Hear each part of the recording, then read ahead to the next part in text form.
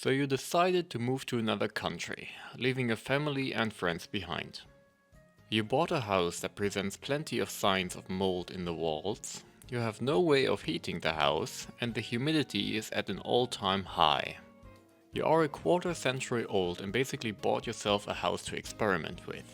How far could you take it? Would you live in this while renovating it, or flee at the first signs of interaction in unfamiliar territory? I might have a screw loose here and there, because I dive headfirst into problems and worry about the consequences a little later. You might have gotten a taste of that with me venturing into my chimney and trying to clear it out from the inside.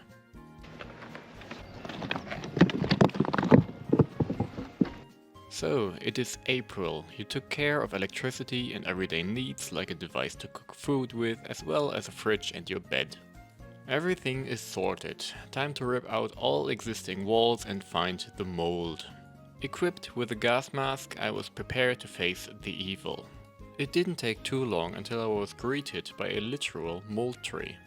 The insulation, if you want to call it that, which consisted of cheap glass wool, was wet. And I had absolutely no intention of ever using that shitty stuff again, so I stuffed it all in a bag together with the rubble and parked it outside. There surely could have been a more elegant way to ripping out these pieces of wood, but why think too long if you have the energy and a hammer? I did try pretty hard to get all the remnants of mold out of there, including the multiple layers of paint that had been slapped onto these walls. But dishwashing liquid and water only go so far. I opted for a chemical mold remover after a bit. It didn't save me money, but sanity. After removing the insulation, the wooden construct, the plasterboards and the electrical outlet that was bolted onto the wood, I started scraping the paint off the wall. Let's just say, when I got the moldy bits off, I was happy enough. I'm not one to care about appearances. You'd know if you just take a look at what sort of house I'm living in right now. A new day, a new wall to destroy, or something like that. This one was different in the one fact that it wasn't a wall that faced the outside on the other end. Meaning no insulation, just some plasterboard. The radiator was in the way though, so I got rid of that one. It wasn't connected anyways. And afterwards was just more old paint removal. Next up was the living room / bedroom. There was this one spot which bothered me, but because it was only a small spot, I figured I could extract it with surgical precision instead of having to rip out the whole wall like I did with the other room. But obviously that would have been too easy. As soon as I dipped into the wall, I was greeted with a similar scenery as in the other room. Wet glass wool and mold for days. After making a giant mess and starting to scrape the old paint layers off the walls, you could really tell just how old this place really was. There were several layers of paint there. To finish it all up, I started bathing the walls with bleach and anti-mold spray. Not the most sane method probably, but I really didn't want any of the mold to survive. Letting the chemical mixture soak into the wall for a few hours helped softening the layers of paint and mold, which I managed to scrape off, thankfully. If you have a look at this before and after, I'd like to think that I at least made somewhat of a difference. What was interesting were the tiles that I found behind the plasterboard. They basically indicate there has been a kitchen there before, which is further confirmed by the various electricity cables coming down from the attic and the water input at the bottom of the wall. Neat! Anyways, having gone this far already with my wall removal, no sign of the moisture just randomly stopping, I continued to strip all the outer walls to allow for more airflow and less mold. With moldy residue of rotten wooden blocks everywhere in my floor crevices, I ordered a vacuum to be able to eradicate any leftover mold in my house. Living room done, all that was left was now my bedroom. After completely cleaning the living room, I moved my bed into the living room to work on the bedroom. Definitely not wanting to carry the moldy wood and plasterboard through my living room where my bed was now stationed, I just used the window as a direct exit. Some of the old mortar was actually so wet that it pretty much just crumbled under my touch, exposing the, in my opinion, very beautiful stone lying underneath. It was definitely a satisfying feeling seeing the very wet walls finally become dry after being exposed to air for the first time in I don't know how many years. What I was concerned about though was the floor I was sleeping on. I had no idea what I was working with, so I took up the floorboards and had a look. I was met by a damp-proof membrane which had its fair share of holes. Under that was weirdly enough something that resembled kitchen tiles, or maybe bathroom tiles? I'm not sure, you tell me. Anyways, I took out all the floor planks and gave them a good wash. Let them dry and then painted them with some linseed oil to make sure they'd last for another few years. Some of the bathroom tiles were loose though, and there were not quite enough tiles to cover the whole ground evenly, so I improvised a little. I bought some concrete screed. The irony, right? Constantly complaining about concrete and then using it myself. The difference, however, is that I only used it to level the floor a tiny bit. Not to mention that the tiles were already laid onto a big fat slab of concrete flooring.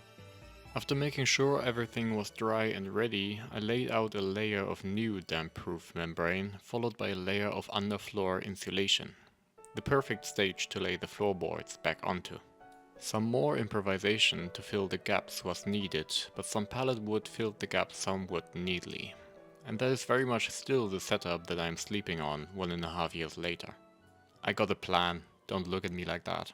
Since my kitchen was very much on the smaller side, and I felt like the storage room was a giant waste of space, I made plans to drastically change that situation.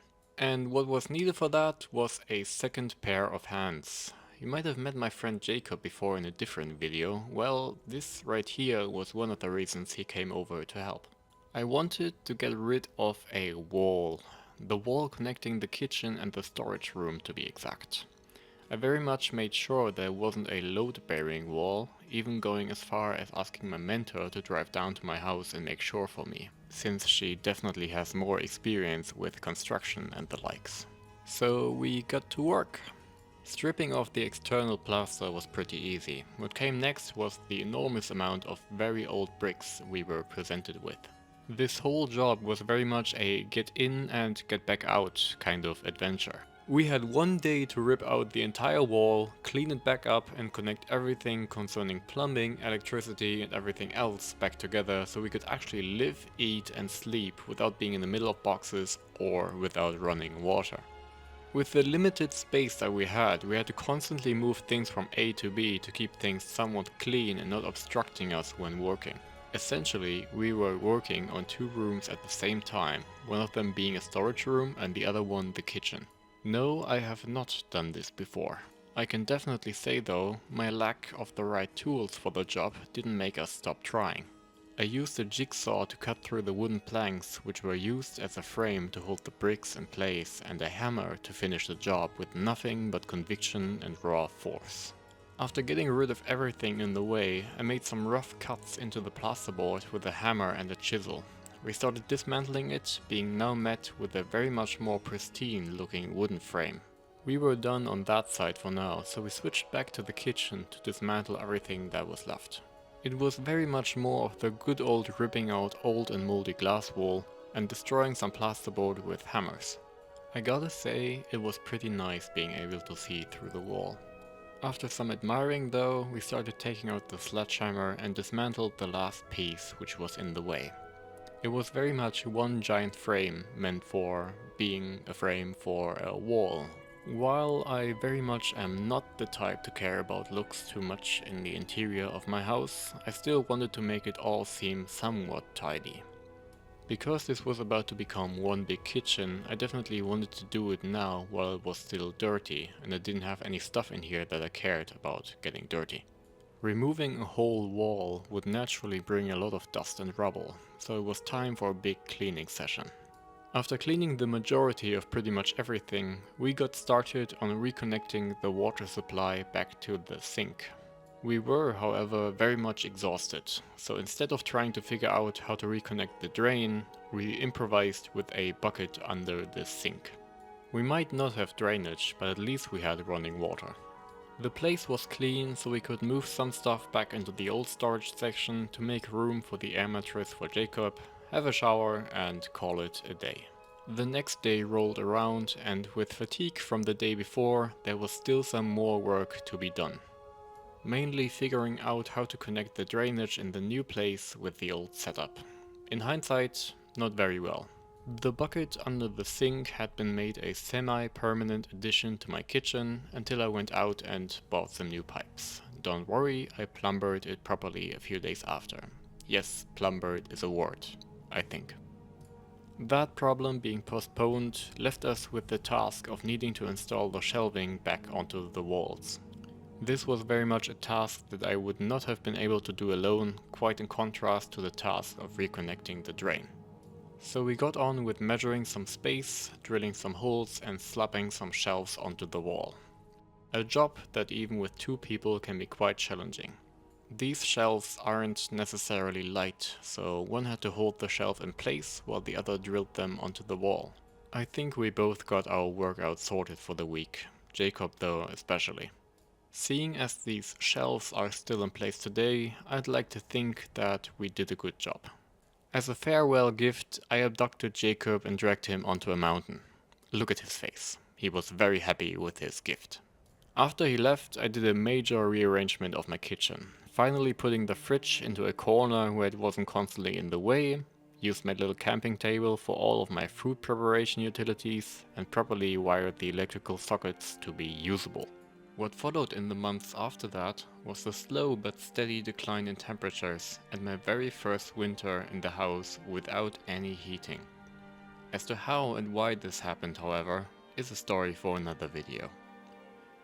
Thank you for watching, subscribe if you want to follow my story. Have a nice day.